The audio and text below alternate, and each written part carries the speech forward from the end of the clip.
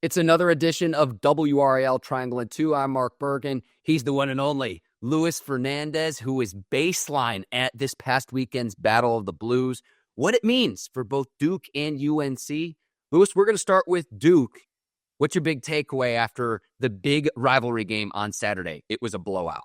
It was. I said this after the game. If you just looked at the final score or looked at the box score, I'm like, 17-point loss. Okay, well, probably a little bit back and forth. It wasn't. UNC went on a little bit of a push in the second half, but the game was already over by that point.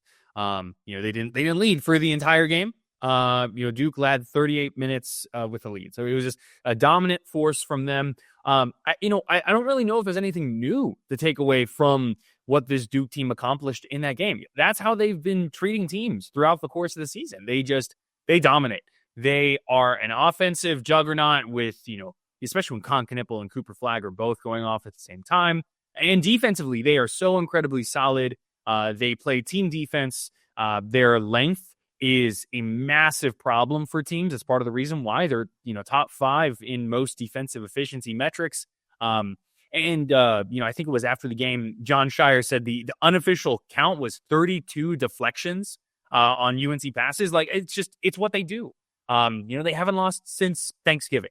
And this was just a doubling down of how good this Duke team is and potentially can be for the rest of the season.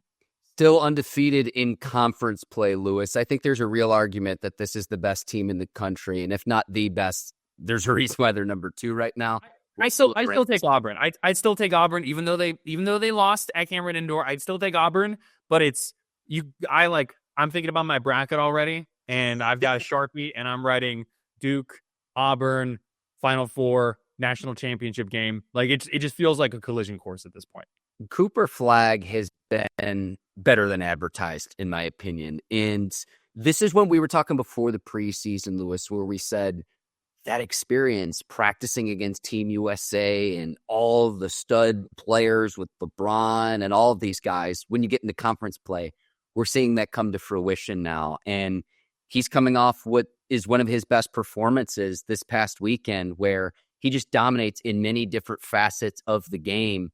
And you might think, the big bad rivalry with UNC. And this game was never even close. I mean, maybe at tip-off, but it was just like, Lewis, we'll get into UNC stuff, but the very first basket of the game is a dunk for Duke. It was just like, as soon as the game tipped off, it seemed like the Blue Devils were in control. And Cooper Flagg's been really special, but he's got a lot of really, really talented players around him too.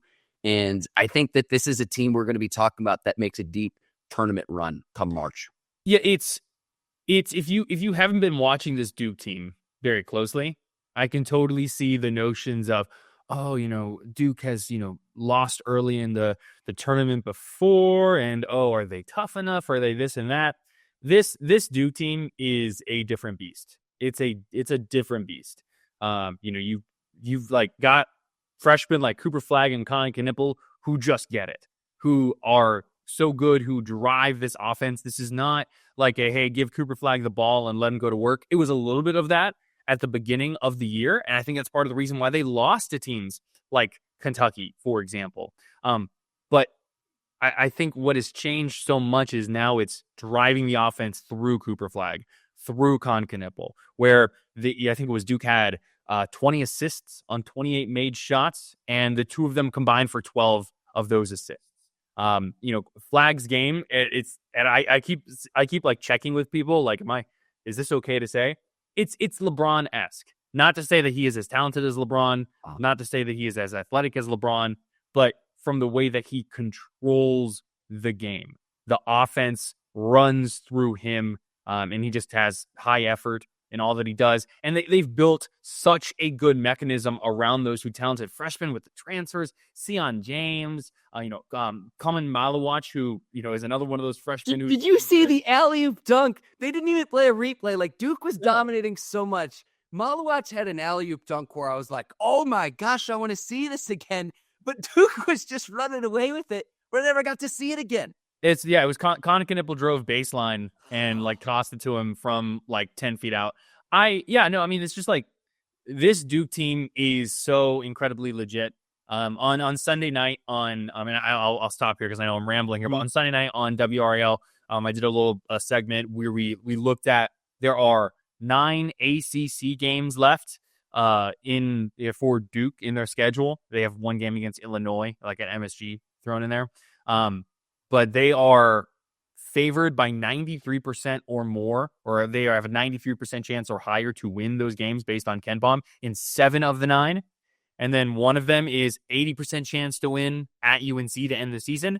And the most likely chance of a loss is 69%. And that is this Saturday at Clemson. So, I mean, there's a very legitimate chance that Duke is the first team to go undefeated in ACC play since 98, 99.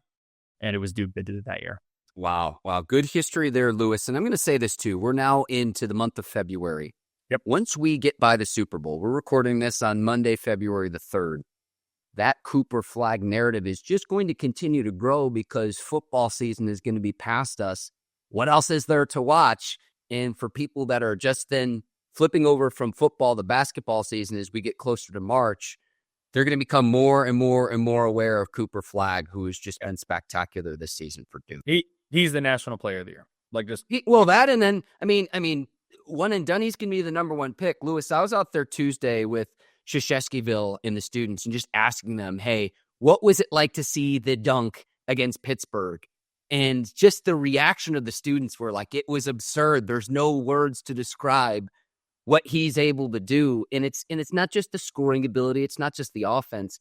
It's in many different facets of the game where he's leading Duke in scoring, rebounding, assists, and blocks as well. So he's a multifaceted player. And I think that's why your comparison to LeBron, it's not to say he has the athleticism of LeBron or he is LeBron, but that style of basketball player where it's not just one facet of the game. He leads Duke in every statistical category. Points, rebounds, assists, blocks, steals. Although Kamen Malawach is 1 block away. So just throwing that out there. All right, we gotta flip this over to UNC standpoint. Giving up a dunk the first play of the game. At one point, you're down 30. In the first half, there was like a 16-0 run Duke went on, and they're a minute away from the TV timeout. Lewis, I was not there, but I'm just yelling at the TV like, call timeout. Go get your guys back on the bench. Call timeout, and they just let it run. UNC just wasn't even competitive in this game. I mean, I'm sitting here and I feel bad because we just spent, 7-8 minutes just, lauding over how good Duke is. But UNC didn't do anything to stop it. UNC did not do anything to make you want to stop doing that. Like this game was over at halftime. And for a variety of reasons, defensively, it's a matchup issue. I think that no matter, even if UNC was playing like a top 15 team in the country, this was going to be a problem from them for the very beginning because of the height discrepancies.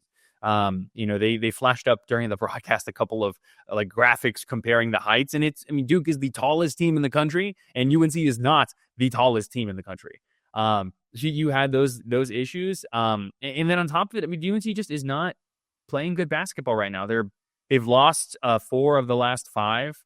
Their only win in that stretch is in overtime at home against Boston College, who has a very good chance of not even making the ACC tournament.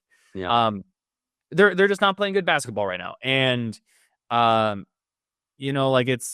don't even think you can really talk about the NCAA tournament with them. Like, I think that's just, they played an incredibly difficult non-conference schedule, which is going to help them come the end of the season when you're comparing teams and contrasting teams, right? But I don't care. It kind of goes back to like the Alabama football conversation for the college football playoff, right? Where, their strength of schedule was really hard. The strength of schedule was really difficult. Yeah, you still have to win games. You still have to win games. And they've had so many opportunities. They've been in so many one-possession games. Even last week, you go back to the Pitt game, in Pittsburgh, where they had the lead, they lost the lead, and it was right there for most. They ended up losing by just a couple of points. They've had these opportunities and they fall short. And I mean, it's not great. It's not great, Mark, because then you're looking at the possibility of UNC missing the NCAA tournament for the second time in the past 4 years.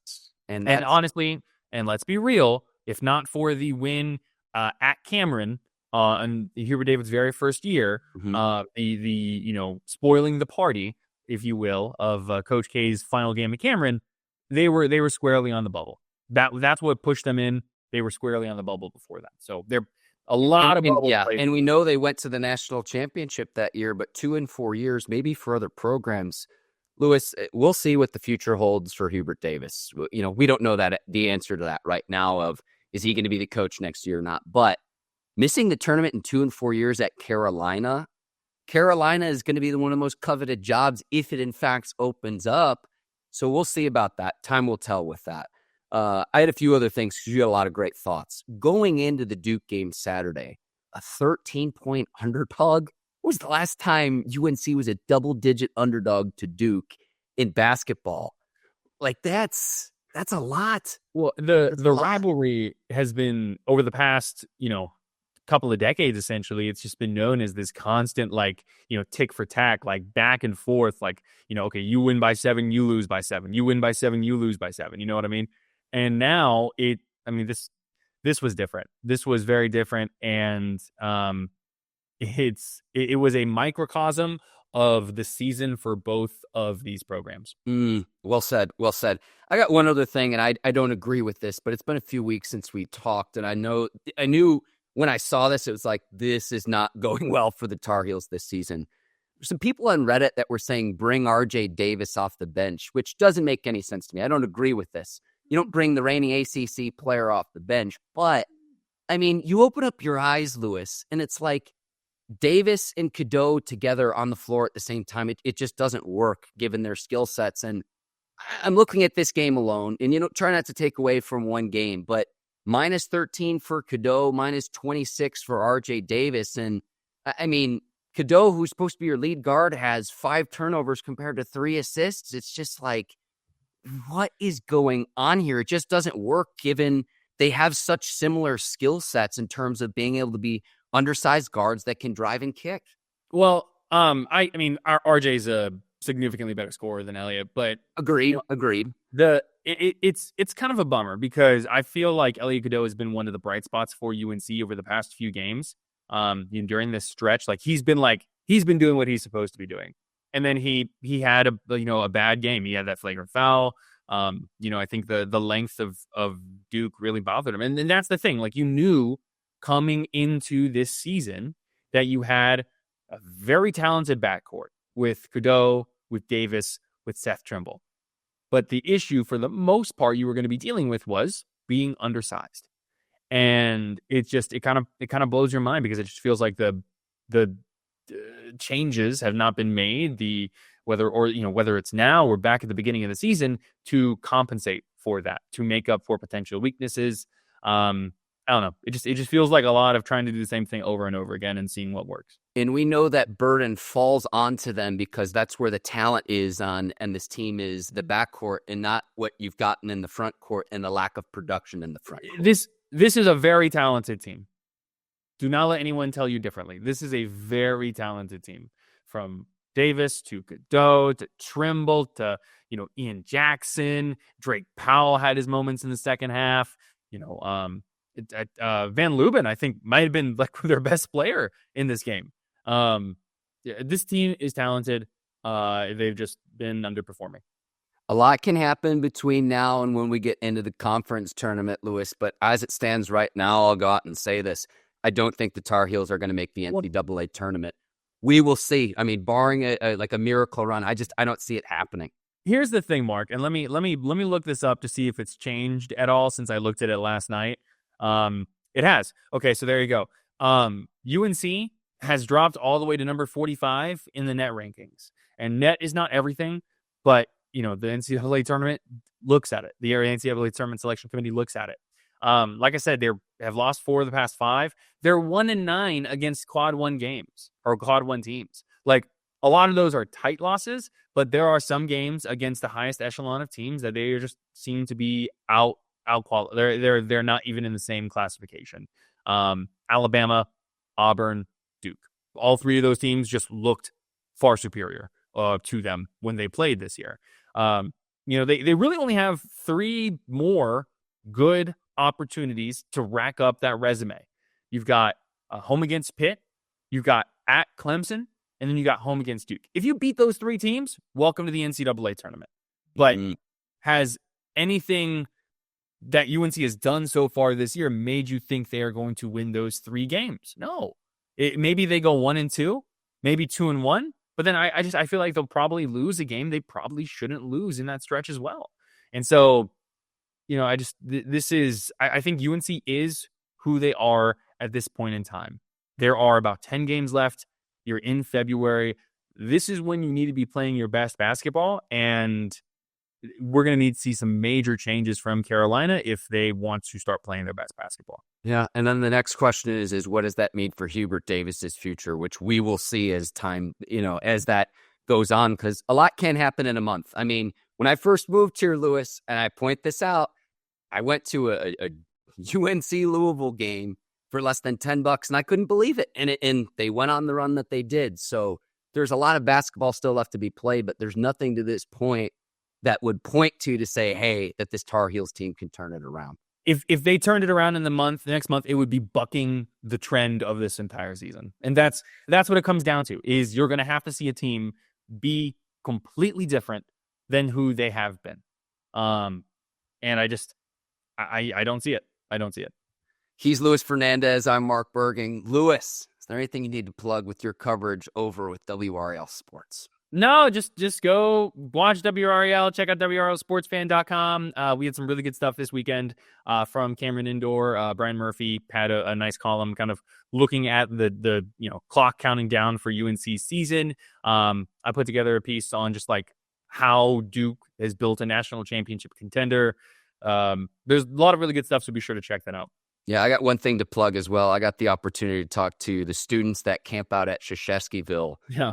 120 tents, up to 12 students per tent, Lewis. It was, they call them the Cameron Crazies for a reason. It was pretty insane in advance of Saturday's game. So that was a lot of fun. And thank you to the students that I talked to. Seeing their passion is really neat, Lewis. They had a really cold camping season too. Like I have a lot of things I could say. I'm not going to say them. He's Luis Fernandez. I'm Mark Bergin. This has been another edition of WRAL Triangle and Two. Go leave us a 5-star review on Apple and Spotify, and we'll see you next time. Until then, take care. So long, everybody.